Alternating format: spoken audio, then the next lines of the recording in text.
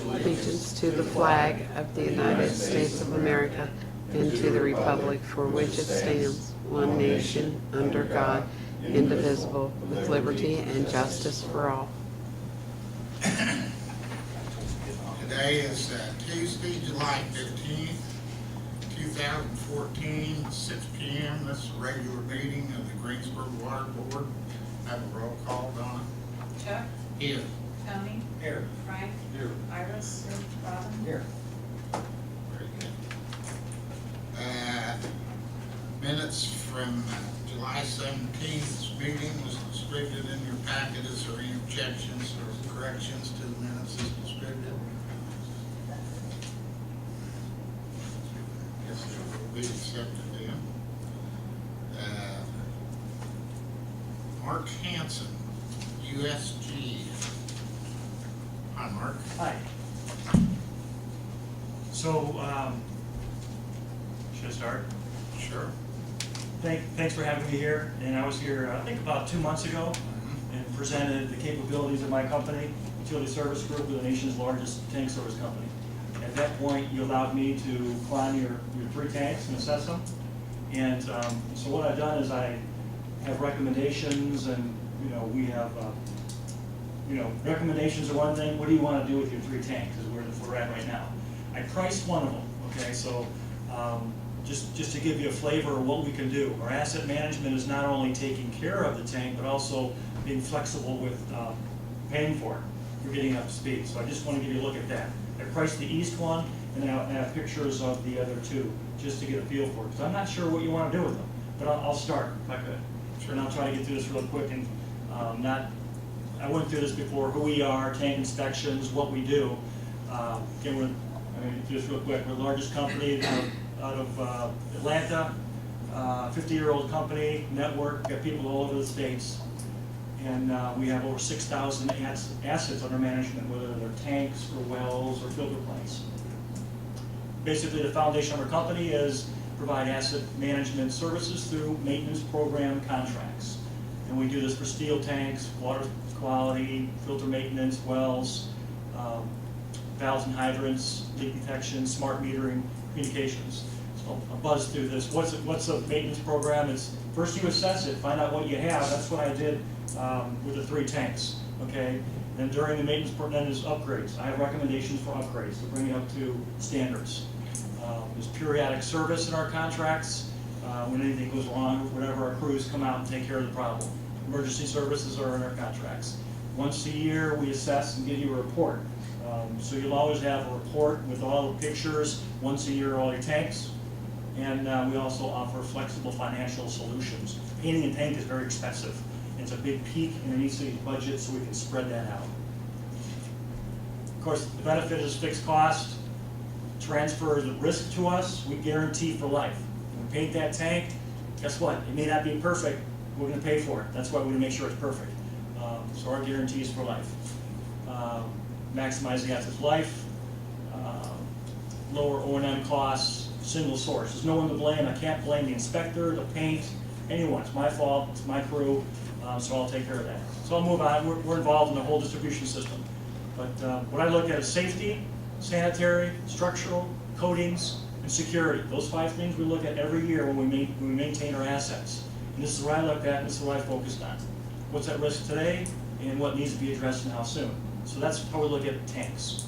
So the south tank, the big silver out there, 1956.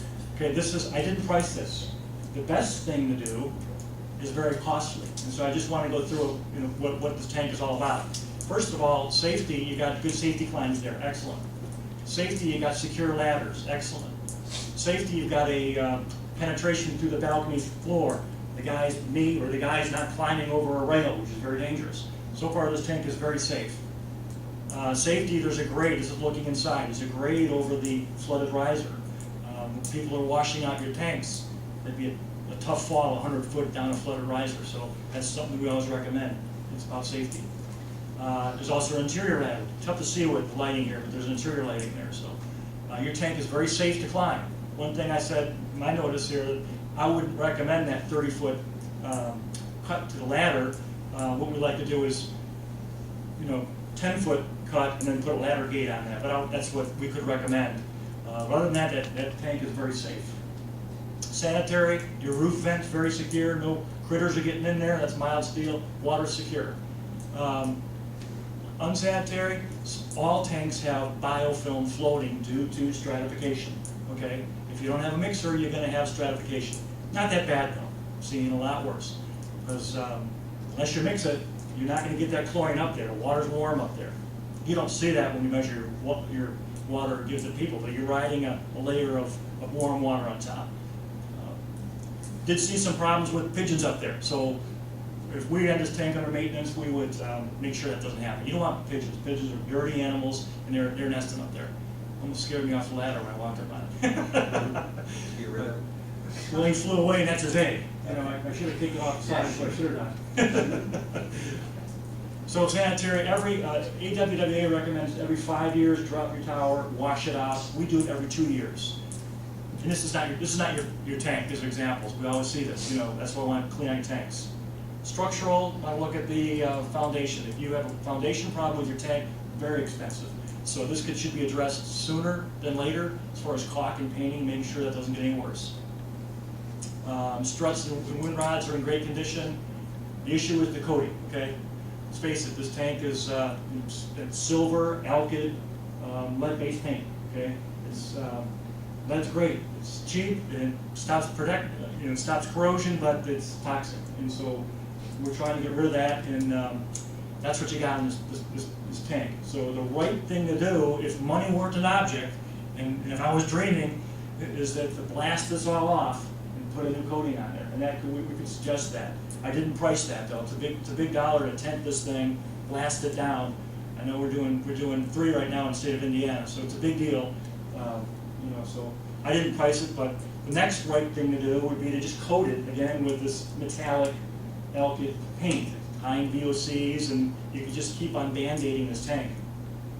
Because there's rust spots happening. This doesn't show up as well with the lights on and everything, but you can see it. You stand on the ground, you can see this tank is not the pretty tank in town. And if you wanted to, I could price a spread. It's a big dollar item to put a tent on this, to blast it to steel inside and out, recoat it. We can spread that cost out. I'm doing one with an 8-year spread in southern Indiana right now because it's a big cost item. But something needs to be addressed eventually. It's a good tank. It's a 500,000 gallon tank. It's a good tank. Quality, a good tank. It's old, but it's good. But the metal paint, the metal's coming off. I mean, the silver metallic alloy paint's coming off. It's an eyesore. It could be beautiful. I could make it. We could put a logo on there. That could be a beautiful tank right downtown. Eventually, someone's going to have to address that in this community. You can't go on this way forever. But it's a matter about budgets. It's going to cost some money. We did it again. Had the metal report. There's chromium and there's lead in both the interior and exterior. So that's common for these old tanks. And so when we blast it out, we contain that. We take care of that. So you're not liable as a community. We get it out of the system. Interior, you've got both epoxy and the old lead paint in there. It's rusting. It's not that bad. It's rusting. It needs to be addressed. So, and the area is secure. So this is where if we wanted to spend money and do some work on this tank and get it up to par, so I'd recommend putting a ladder gate on there so the fire department doesn't have to come out every time someone needs to wash out the tank. Because really, someone should be in the tank once a year to inspect it and to watch over things, so those pigeons roosting on it, and things happen. But that's an easy fix. That's nothing to extend that ladder 10 foot, put a ladder gate on there. I know after 9/11 we got a little crazy in securing all our water in the country, and I'm sure that's probably what happened. But a ladder gate works just fine. So I'm not gonna, again, I'd love to give you some options there. You gotta tell me what you want to do. The right thing to do, if money weren't an option, were to be blasted down to steel and then make it beautiful and shiny with Greensburg on the front of it, right downtown. It'd be gorgeous, but it's going to cost some money and it needs to be planned. And we can help you out with that financing, spreading costs. Greensburg, here's another great tank, 1 million gallon tank, the Honda tank. So how old is this now? 8 years, 7 years old. The life of the exterior paint's about 10, so this tank is in great shape. You know, it's showing a little mold, but it's in great shape. Beautiful tank. You have those crazy tube notch climbs. We recommend yanking those off. We do that, and we put on the cable safety clamps. People have died on those tube notches, and so all our accounts, we take those off and put the proper climbing gear on. When we manage a tank, we're on that tank at least once a year, so we want to make sure it's absolutely safe. Great antenna corral up on top of that tank, so that was well thought ahead in advance, so no one is jeopardizing the structure of that tank when we're putting antennas on there. Hopefully you get antennas on there and make extra revenue. Roof vent secure, nice roof vent. Did notice there's a gap. This is the dry riser. They do this when they make these pedospheres. I hate it. Often we weld these shut, but if you can see, there's a rubber little gap. I fixed it when I left, but it allows the internal dry to breathe because there's so much condensation in the bowl. And that's the problem with pedospheres, is they rust a lot inside if you don't let them breathe. But this is kind of crazy because, you know, as you can imagine, snow and moisture gets down there and it'll start rusting, which is very costly to have to blast the interior dry of a pedosphere. And so that needs to be watched after. We typically have a solution for it, and that's probably not a good one there. It's going to cause rust. It's going to ruin the inside. Your overflow line is great. You got a flapper, you got a screen, no problems there. Water to clean. Some deposit there. You know, after 7 years, it needs a washout. I don't know if you had a washout yet, but could use a washout. You know, but the water looks great. You can see some bacteria floating on top. That's what you get when you have big tanks that aren't mixed. It's 15-degree warmer water on top, and it's chlorine. Cold water's not going up there. Probably could use a mixer. Again, with this picture, this is what we do in washouts. Make sure to clean inside. Structure, there is a little bit of crack on the foundation here. You know, we just watch those things. That's the worst thing you want is your caulk and paint to allow your concrete to crack underneath the tank. We're talking huge costs. You don't want that concrete to go bad, so we like to coat that and caulk it to make sure it's secure. We do that every year when we're coming out looking at things. But your interior decks are dry and are not rusting, so that's what you want to keep, because that's what happens with the condensation.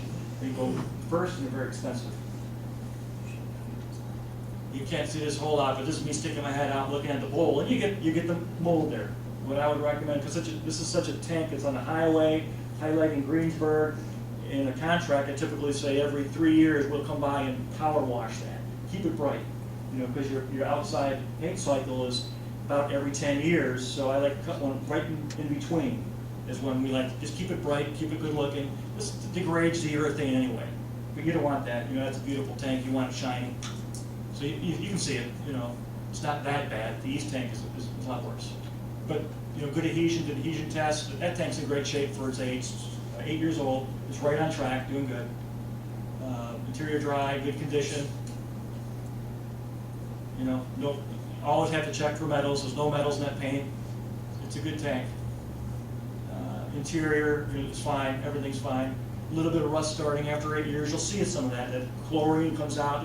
It's very hot and corrosive inside of the tank, but it's fine. You can, you know, the cycle, the coating cycle for interior is about every 15 years. So you're right on track. You got another 8-9 years before you have to blast the interior of that and paint it. So you're in good shape there. Secure tank, okay. We always lock all hatches, all water is secure, so we put locks in our programs. Locks on everything. You don't know what type of person's out there in the middle of the night, so we lock everything up, and that's what we do. Okay, now I want to talk about the tank. I did price this tank because Rick had asked me, this is what was on his mind. So this tank now is, how old? It's 15 years old. So it's gone its cycle, or 14, 15 years. It's gone its cycle, it needs some attention. Okay, if we wait too long, it's going to cost more money. We're going to have to blast.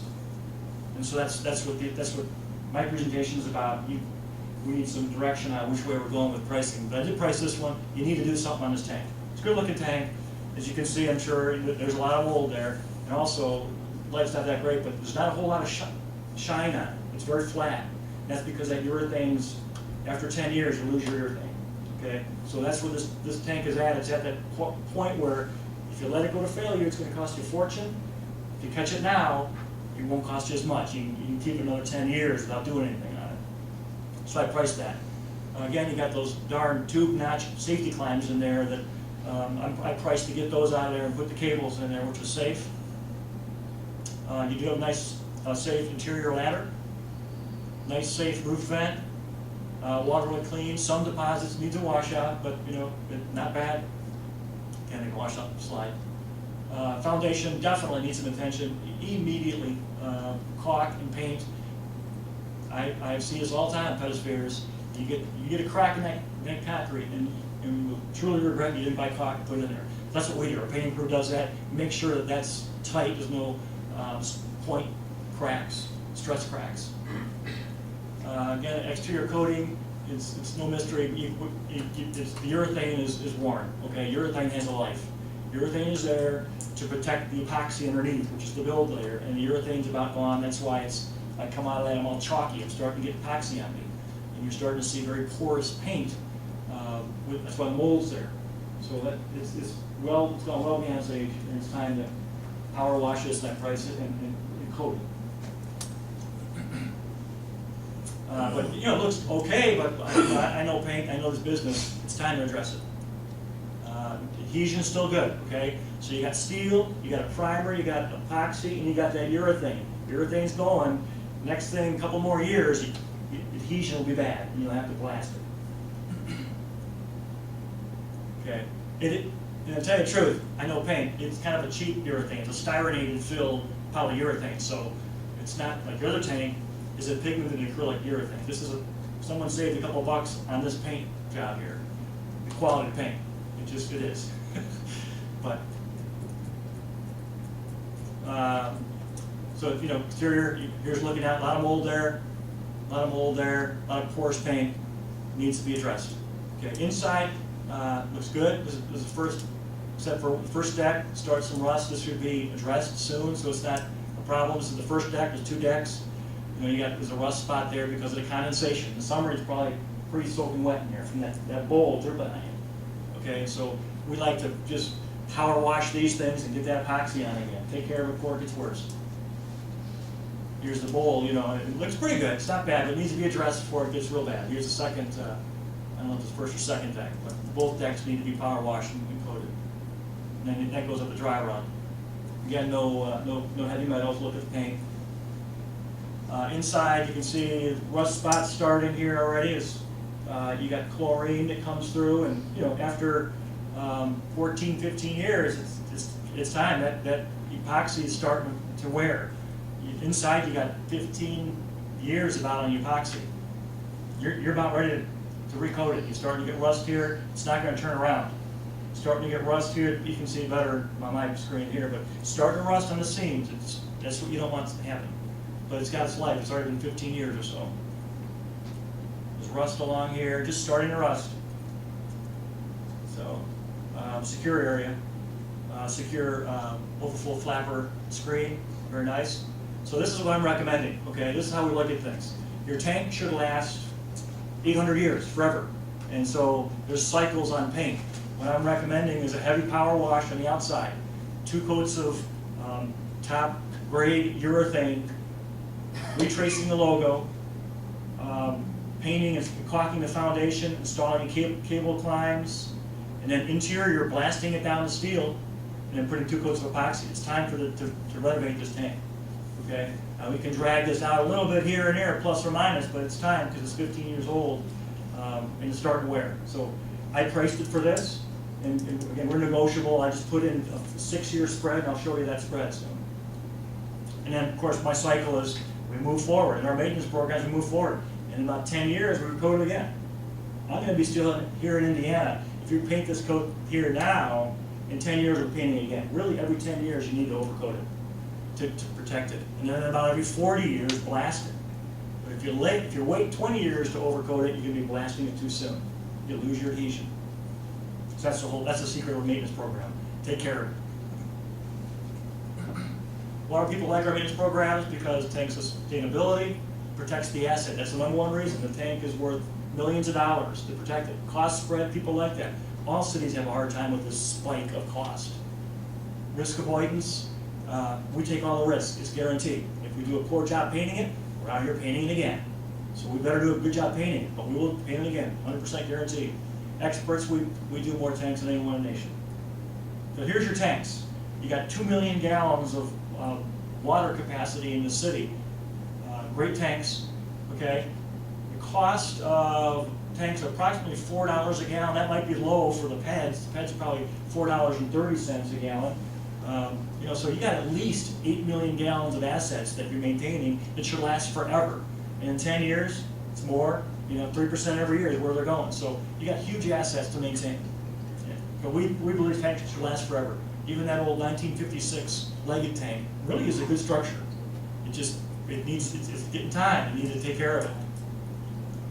So it's all about the paint. Okay, the exterior, like I said, lasts about 10, 12 years, and then the other thing's gone. Interior, you got to blast down the steel, and you got to put 2 coats of epoxy in. That's just the cycle.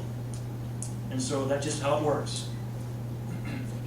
And plus, when you do washouts, when you look at things, our crews are up there. We occasionally do touch-ups, so make it last as long as possible. Steel should last forever. Then you put the primer coat. This exterior, you primer coat on. Then you put the build epoxy coat on, and then the urethane. The urethane is what we keep on overcoating every 10 years, so you don't have to blast. Traditional business model is wait till failure. Okay, right? You wait your tank down this point here, and you can. Any of those tanks, you can spend over $100,000 easy putting a tent on this. It's a big deal. It's a big construction job to have to put a tent over your tanks. You're going to have to do it eventually. The town tank, the south tank, that's a job for that one. But you know, we want to avoid that as long as possible. For the 2 new tanks, you want to avoid that. So 40 to 50 years if you can. Just keep on overcoating it. That's what you want to do. So people like our cost spread because you know you're going to keep on painting these tanks. You know it's out there. Even when this council changes, a new council comes in, that's still out there. You got to take care of those tanks.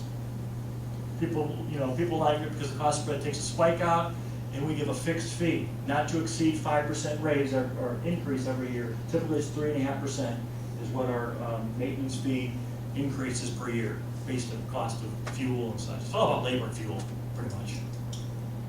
Traditional business model, again, you hire an engineering firm, they charge you, what, 12%, 15%, and hire coating manufacturer, contractor, inspector, very expensive, 1-year warranty. This is what my competition is, this is what I'm offering here is lifetime warranty. And you know, things happen. Here's a tank I was on this winter, and the urethane's already coming off. That customer's paying for that because it's beyond their 1-year warranty. So again, why we do this all over the country, I move through this, I'll get to the costs here. You get washouts, no emergency maintenance, never have to pay for painting the tank again. We have economies of scale. We buy it in bulk, train loads. So here's what I'm recommending. Here's the cost. $128,764 to do some tasks. To basically redo that east tank. This is a traditional way to look at it, okay? When I compare it with my way, after 1 year, you're on your own, okay? This is a traditional way of looking at it. If you're to get this work done, eventually you can do something on an east tank. Whether you do it with utility service group or somebody else, this is probably what you're going to pay. We're competitive too, but all of a sudden, after a year, it's over.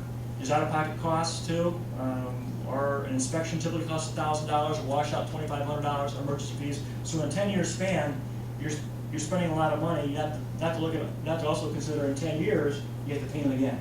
In 10 years, 3% inflation is very expensive. So just to get into the second cycle, it becomes very expensive for this tank here, for this 500,000 gallon PED.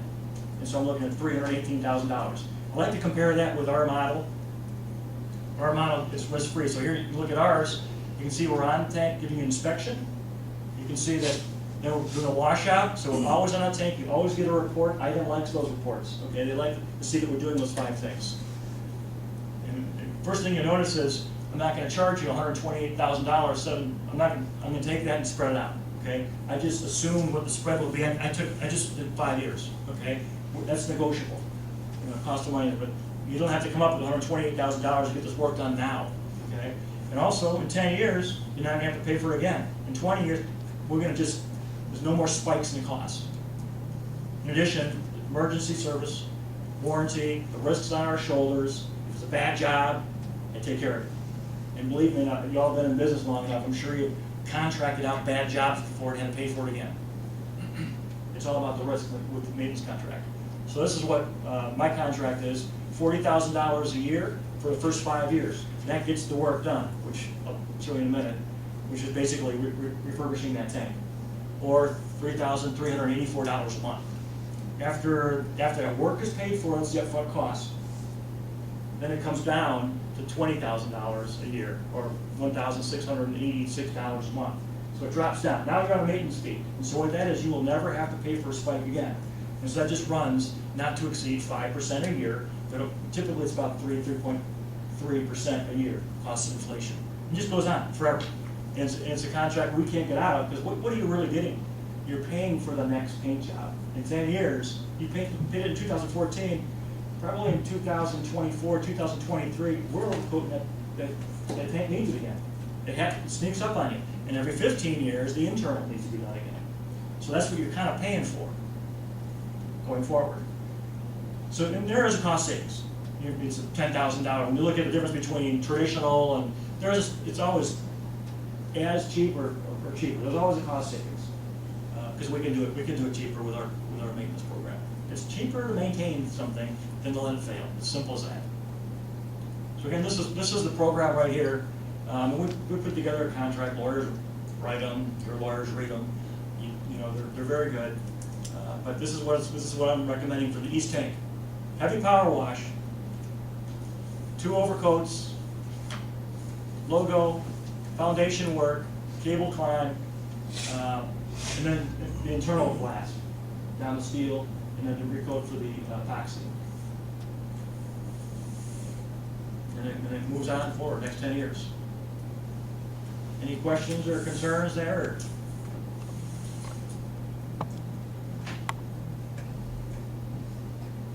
That price was for just the one tank, right? That's right.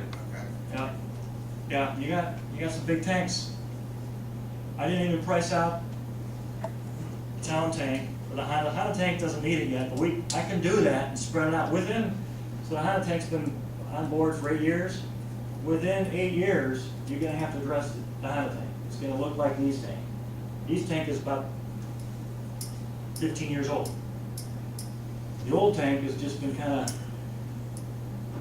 that's a discussion. You want a Band-Aid? You could put metallic paint on that again, silver metallic or blue metallic, and it's going to always look like that. Let's face it, it's not a beautiful white paint. So that has to be addressed, at one point. Do you want a beautiful tank downtown? That could happen, because the structure is excellent. That tank should last 800 years. It's a good tank. It's got old lead VOC alkyd paint on it. And the only thing you do is put more alkyd nasty paint on it. It's always going to look like that. That's what we used to do. So yes, sir. This is just for the East tank, and the purpose of my presenting was to get you a feel for the maintenance program. It's a lot different than traditional. The key is you'll never have to see this spike again. That's probably why that town tank looks the way it is. It's very expensive to paint tanks.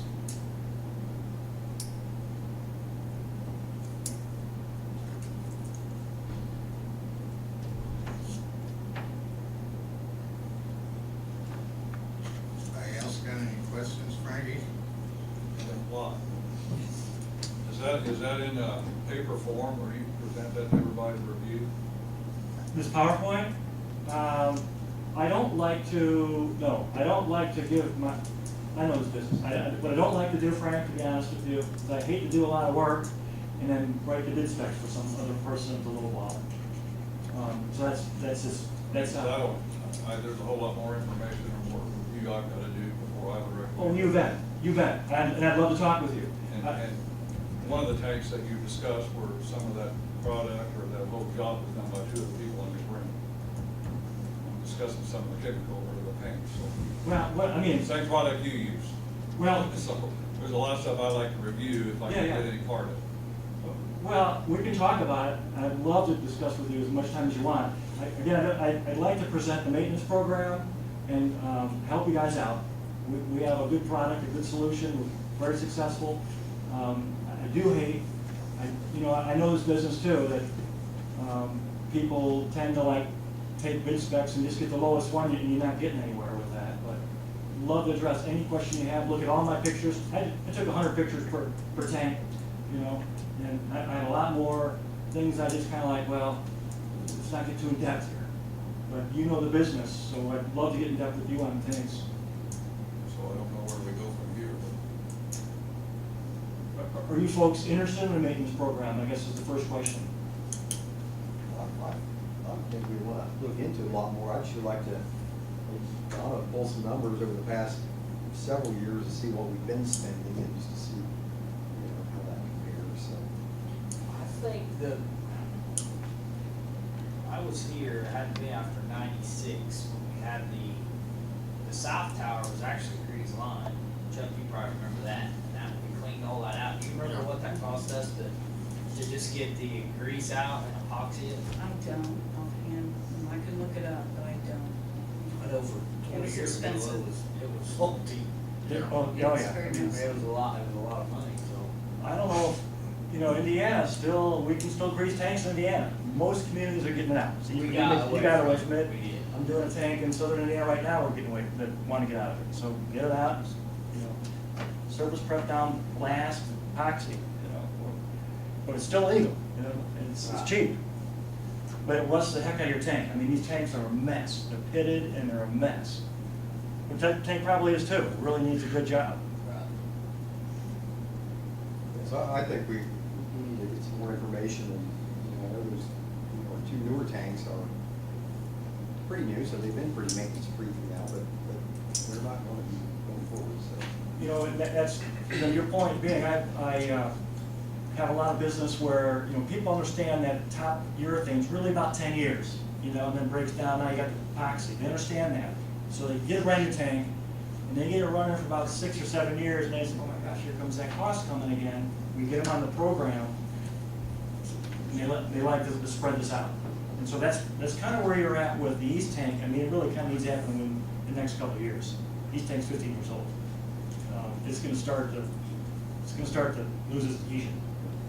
On the tank's not far behind it, so. Well, exactly. Age-wise. So if I took a stab at one tank, the East tank is really what I would focus on. You can, that South tank is a big deal. I mean, you can Band-Aid just, you can just decide what to do with that. That East tank, that's right there in a high school, isn't it? It's gorgeous over there. But you probably want that one to be looking good, and don't want it to fail, and it's going to cost you a fortune to put a tent around that thing. You don't want it to go that direction. You want to catch it before it happens. I guess what he was saying, though, we're not gonna decide on spending $40,000 a year for 5 years on just a slide. Yeah. I need something in my hand, Oh, but you don't wanna give that out. No, at one point, I give you a contract from a lawyer. I mean, oh yeah. I mean, if you're interested, I'd like You to got know, the rest of it, but. and all the questions, I'd love to sit down with you, and any questions you have now or another time down the road, why I'm recommending these things, we can go over it again and stuff, and do we need that? What if we were to pull that out, or what if we make a spread? It's all about money, right? I mean, it's a lot of money for communities. And so, we do that all the time, What if you were to pull out, I didn't put a mixer in this one. What if you were to pull out or extend the blast further? Actually, it costs more money, because there's interest. Interest today is 0. Doing things right now is the cheapest way. If we extend this stuff out, 4 or 5 years, it's going to cost more, because the cost of money's there. We're not going to, every time I bring things in closer, it saves the city money, but the spread's still there, What kind of savings would there be if you put several of the tanks in the program?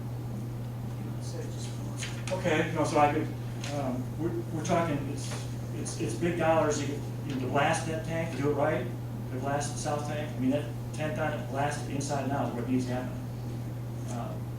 So volume discount, I mean, I'm sure, we're interested in your business, we'll take less margin for all tanks. We love the maintenance program in the city. But we're talking a big jump when we throw that south tank in there. That's a big tank that needs to be blasted, tented, unlike. It has to be, at one point, if it's not this council, some council has to do that. And really, the longer you wait on it, you know, I don't know what the agendas are, but it does go up, yeah. I don't know if the board remembers, if I'm thinking correctly, we had somebody present a contract to us 10, 15 years ago, didn't they? They wanted us to foot the bill to get the south tank up to 100%, you know, painted everything, and they wanted to do the contract with us, I think, with a different company. I like the concept of it being spread out. Frank's our tank guy. He's been doing it I know, so, you know, 600 That makes years, sense. so I guess. That just makes sense. Yeah, it does, it definitely does, and and one thing, I know we can't make a move tonight, but I know maybe we definitely wouldn't want to, but one thing we're gonna have to look at, if the board's interested, is this is gonna have to be brought up during our next rate study, because this is a big chunk of change. So, when is that? We do it every increased year, and we have to look at it, January, but- and then this one is through 2016. And then we can review again that's probably why it's not a good time to look at all three tanks either, because now we're talking a lot of money. You know, that's what I was talking to my boss about this, is Mark, this is, you know, these folks haven't even bought into maintenance contracts yet. Let's show them one tank that really needs attention right now, and that's that east tank.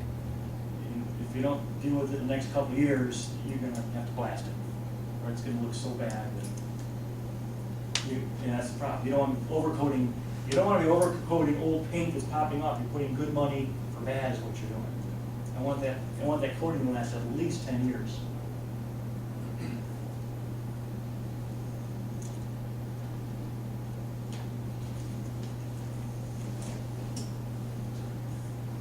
Well, I think at this point, we just kind of take it under advisement.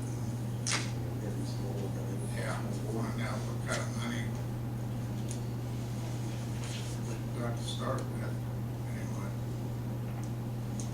Just buy a Ricky pickup truck every month, and be all right. Holy cow. You sound like a mayor now. Before you know it, we'll be on a bicycle. Where's Rick? He'll be there in Not very 45 good. minutes. It's gonna take a while to get there. He's on the other side of town. Well, thank you. Thank you. I look forward to speaking with you further. Hopefully, you answer more questions. Yeah. Sounds good. Matt Eldridge. Yeah. We're gonna send out a paper document to you guys. You guys give a break or something? No, I was gonna ask, council, do we have to have a, vote on table, do we table that for now, or do you take any action? Yeah, they didn't take any action. All We don't need to do They anything. heard the report, they can take action when they want to. Okay, I don't know. I just wondered. There's not like a resolution in front of them, they need to table or anything. Okay. If they wanted to, they could. You're up, Matt. Thank you. I'm Matt Eldridge, and with me tonight is Michael Peters. Michael and I represent Smith Implements, for the John Deere dealer here in Greensburg. Our Greensburg store is one of 5 others that we have around this part of the state, central eastern part of the state. So I'm an integrated solutions manager for Smith. So what Michael and I do is we work with the precision ag equipment through our business. So that's the global positioning system that you might hear about that's being used in the ag industry today. So our real goal here is to kind of give you a proposal, something that we're looking to try and get established, and let you guys take it under advisement and then maybe give us some feedback. So what we're doing, and on this document, that first couple pages is a little overview of what we're about, what we're wanting to do. And then I included some images on those last few pages. So in an open format, feel free to ask some questions here as we're going informal. Let you guys get as much information as you need to give us some feedback. So informal by all means. So what we're wanting to do, one of the core focuses that Mike and I have is we try and gather the latest technology that's in the ag industry, and it changes fast, by the month, by the week sometimes. And so we try and grab it, pull it down, and say, where can we use it here at the local level in Decatur County and the other ag areas that we focus on in this part of Indiana. So one of the things that's been building for some time, and it is here, it's being used, is guidance. You've probably read about it or seen about it. every tractor that we sell today, and probably in the last 5 years, steers itself across the field. So there's still an operator in the seat, but they're managing other function systems on the machine, whether it's putting seed in the ground, or they're spraying chemicals, or they're putting fertilizer down, or even doing tillage.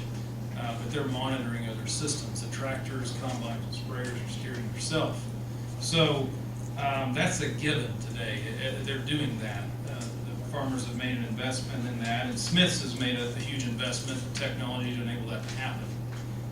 John Deere provides the products, we adopt them and fit them into our trade area and get them to go and support it. And we do a good job at that. Where we're taking the next step right now is RTK, and that's real-time kinematics. So basically what that means is we can put that piece of equipment in the field and get it sub-inch, so repeatable. So it's able to come back multiple passes throughout the cropping cycle and be less than an inch away from where it was 3 or 4 months earlier.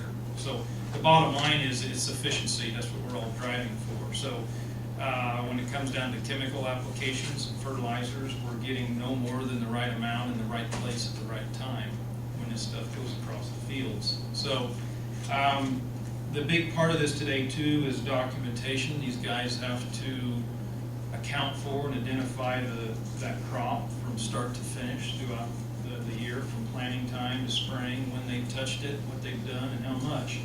So we're using GPS, a global positioning system, and we're putting a longitude on every inch of that field, and they're able to record and document what they do throughout the year. So for all that to happen, we need to put an antenna up somewhere in an area that will give us a 12-mile line of sight reach.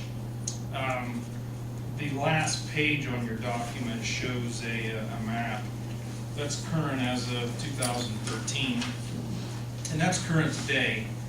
So we have 13 of these base stations, RTK base stations, up today. We've utilized 2 water towers in the past. Our current one is down at Camp Atterbury. We use a water tower there. Princess Lakes water utility is one of the ones that we're on. So we've had good luck with it. One of the last counties here that we need to continue to establish is Decatur County.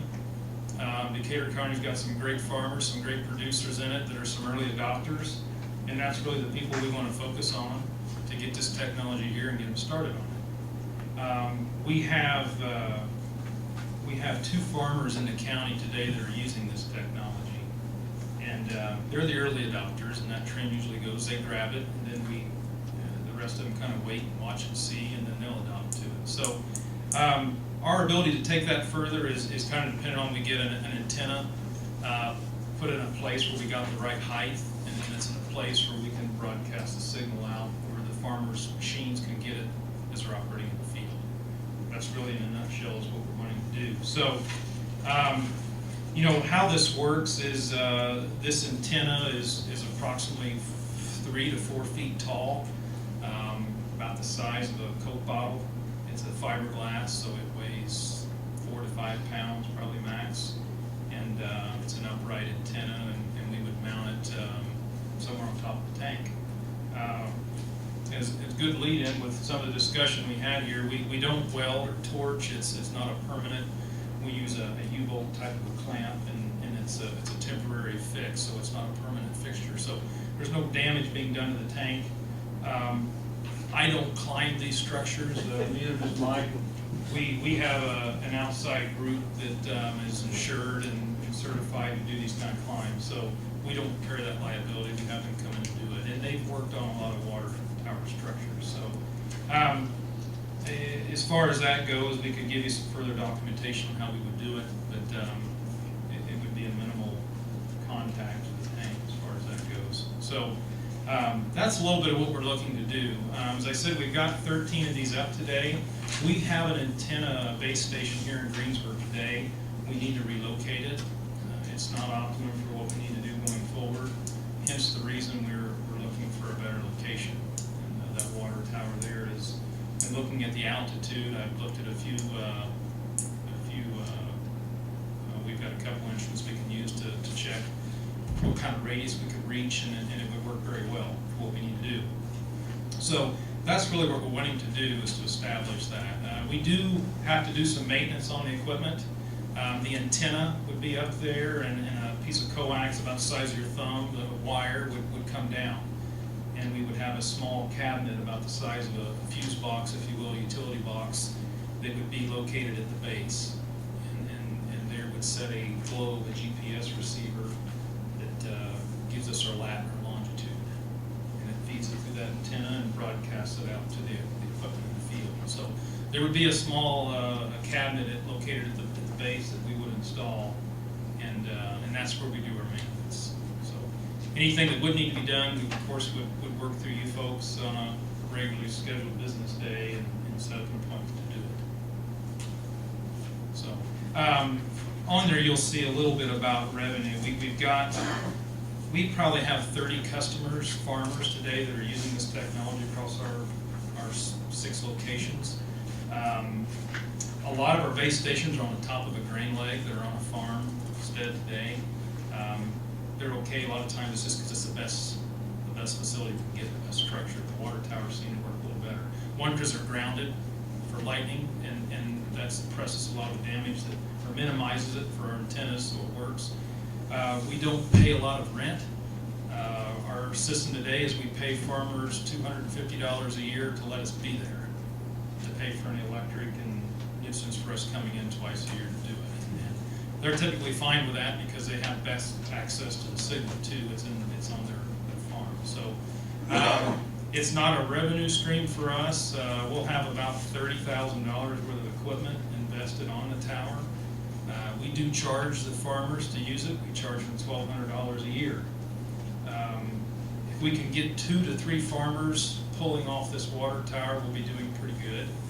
So if we can generate $3,600 a year in revenue, that covers some of our maintenance, but we won't break even on it. This technology every 3 years tends to turn fast enough that there'll be something bigger, better, faster, and we'll take this down and try something else. So it's not a big revenue stream for us. It's an expense, but it enables us to sell the next tractor, planer, combine, and get the latest technology here in the county. So that's what we're really wanting to do, is to define a good place to put it. There's some other locations closer to the city limits. We want to maximize the radius that we can put out and not waste it on the top of Walmart or some other buildings, things like that. We want to cover actual productive farm ground with it. So being on the outskirts there is a good place for it. Rick, have we got any antennas mounted on there now? Our department or anything? There? We have, our SCADA system runs off of our tower, which goes from the plant to the tower to Flat Rock Road. That would be my main concern, is to make sure that the frequencies didn't interrupt our communications. Darren knows more about that. I think he designed the communication part. It's a similar type, it's a radio system, so it runs off a low frequency. I don't know, I can't remember what frequency is and what there be, it potentially any interference with that. That would be something you would address. I will tell you that when the tower was built, there were 3 legs put in there with the purpose of putting antennas up there.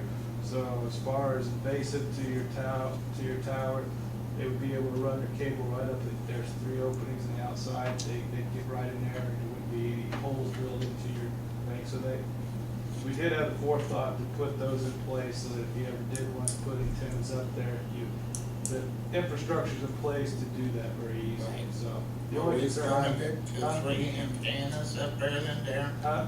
Are we limited to 3 antennas up there? No, we just put 3 systems in it, but most of these cables now, they can be shielded. You can put more than one cable through the same. You know, I think it's about a 2-inch opening or something like that. And I think as it goes up, I think there's some intermediate support racks where that cable can attach it to itself, so you don't have, 200-foot of cable hanging there by itself.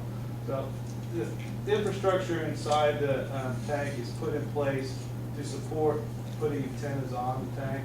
The only concern I would have is that because you're using the same radio type frequency for your communication between Flat Rock Tower, the tank, and your treatment plant, You'd have to make sure that there's no interference or something like that. And if you get to that point, you're getting above my expertise, and I'd have to call somebody else. So That's a good point. So the signal that we're putting out, it does have a radio and an amp, so it's a 450 megahertz, which it basically, it's an FCC licensed signal. So we have to apply for a license with the FCC to broadcast that. So if you have a license, then the first thing they do is check if there's any emergency management signals in the area. you do have a license. We have to get an FCC license. Yeah, so we check with them, and of course they won't let you put it up. So, but in any case, we would certainly yield to that. We see our being secondary to anything that's already there or coming down the road. So we would want to make sure, because our system wouldn't work either if they were in conflict. So. If I'm reading this right, you're wanting something secured by August 15th? We're wanting to find out, and our goal here is to get some things in place for some equipment running in the fields here in the fall for harvest. So if we would ideally like to get something nailed down in early August, that would give us a few weeks to get some things in place to get it put up. Working with the FCC and getting their approval to relicense and move it a couple miles from where it's setting now to where this water tower would be. So. My initial concern is, we may have other firms that want to use towers for the same thing. We don't Sure. set any ground rules, we haven't set any criteria,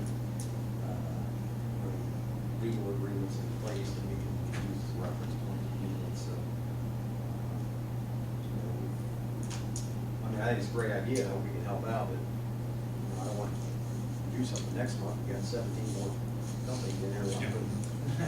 The intent on there, so I think we've got to do some work. We've got to come up with some ground rules, I would think. Yeah, I would say when we're on 13 of these other locations, and a couple of them are public structures where there's room and it's set up for to accommodate other people.